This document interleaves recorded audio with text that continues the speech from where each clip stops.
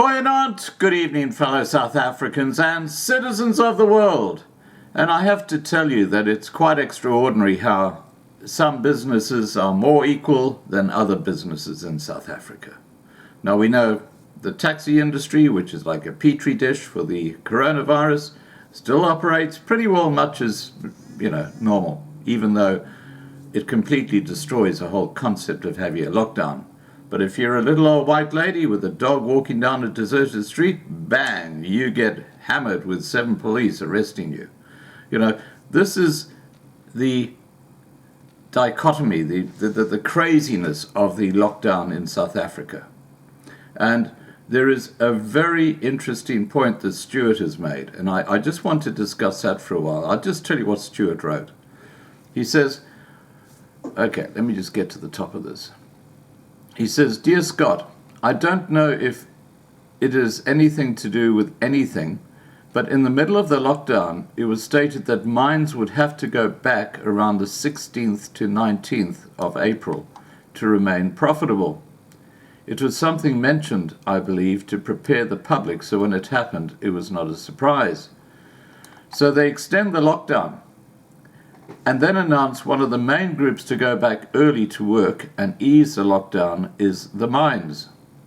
Reason given, safety issues in the mines due to lack of activity could cause geographic and ground shifting. Workers in the country's mines, which employs more than 450,000 people, are particularly vulnerable as they work in cramped shafts that reach more than 2 miles underground before returning to overcrowded hostels and shanty towns in taxis." Okay? Overcrowded hostels, taxis. Petri dish for the coronavirus. That's where these guys work from.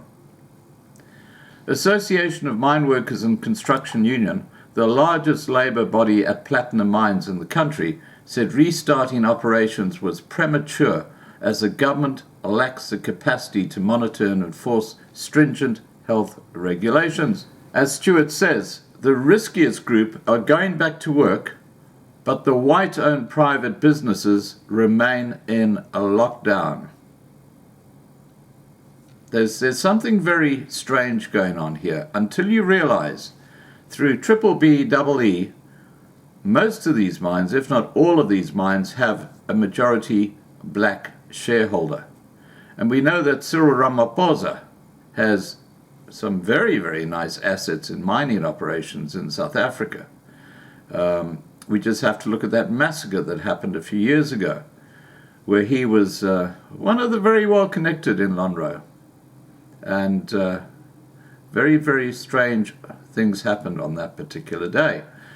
But let's continue with what Stuart is saying. "I don't know who owns the individual mines, but it would be an interesting exercise to see who owns them and how they were successful in putting one of the most risky businesses due to work, travel and accommodation back to work. Maybe the ANC members have a big invested interest in mining and want to keep making their money. And do they care about the miners? Well, not really. Look what happened at Marikana massacre. Black on black people die and no one cares. That's what I was just talking about. But remember, Cyril Ramaphosa, again, was involved in that, wasn't he? He was, This is where black privilege kicks in. So if people die, they will just replace them. There are many more workers due to unemployment.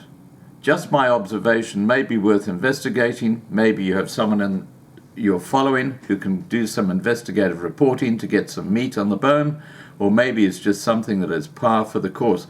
Well, if there is someone there who's subscribing to my channel, who's involved in the mining industry and has a bit of info and the background to what's happening here, please send me an email. And let's have a look at doing a live stream, even if you do it anonymously. Alright guys, please remember to subscribe to be kept informed. Ring the bell for the updates. Please like this video. Please share this video. Above all, please stay safe.